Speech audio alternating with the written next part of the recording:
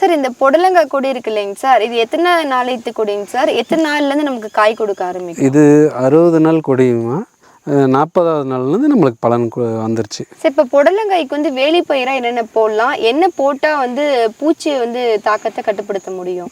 அரை அடி இல்லை 1 அடிக்கும் மக்காசோளம், தட்டைப்பயிறு, உளுந்து, கராமணி இதுங்களை போல் செண்டு மல்லிப்பூ செடி வைக்கணும்.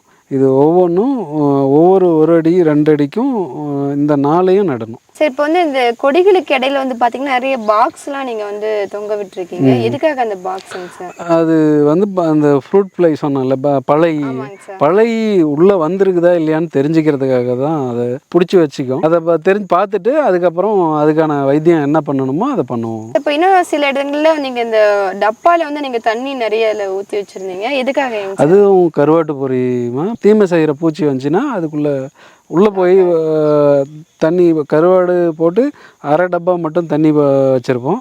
அதுக்கு மேலே ஹோல்ஸ் போட்டு வச்சுருப்போம், ஓட்டை போட்டு வச்சுருப்போம். அந்த ஓட்டைக்குள்ளே போய் தண்ணியில் விழுந்துச்சுன்னா திரும்ப வெளியே வராது. அதில் என்ன வந்திருக்குது வரலன்னு நம்மளும் தெரிஞ்சுக்கிறதுக்காக தான். எத்தனாவது நாளில் வந்து நீங்கள் களை எடுக்கிறீங்க, இல்லை காய் அறுக்கிற வரைக்கும் எத்தனாவது நாள் வரைக்கும் நீங்கள் களை மேலாண்மை கடைப்பிடிக்கிறீங்க சார்? இது வந்து செடி நட்டதுலேருந்து 10வது நாள் ஒரே ஒரு கொத்து போட்டுச்சுமா. அதுக்கப்புறம் 20வது நாள் இந்த கொடி எடுத்து இந்த அளவுக்கு வந்த பின்னாடி எரு இன்னும் கொஞ்சம் வச்சு இது மண்ணை அணைச்சி விட்ருக்குது. இது ஒரு கொத்து தான் போட்டிருக்குது.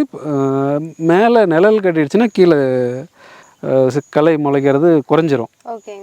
முழுசாக கண்ட்ரோல் ஆகாது, குறைஞ்சிரும். சார், இயற்கை இடுபொருட்களை வந்து நீங்களே தயாரிக்கிறீங்களா இல்லை வெளியும் வாங்குறீங்களாங்க சார்? முடிஞ்ச வரைக்கும் நாங்களே ரெடி பண்ணிக்கிறோம். கொஞ்சம் நம்மக்கிட்ட இல்லாத நம்மளை சுற்றி என்ன இருக்குதோ, தற்சார்பு பொருளாதாரம், தற்சார்பு விவசாயம்னா அதுதான். நம்மளை சுற்றி என்ன இருக்குது, நம்மளால் என்ன பண்ண முடியும், இதை மட்டும்தான். நம்ம வெளியிலேருந்து எதையும் வாங்குறதில்ல.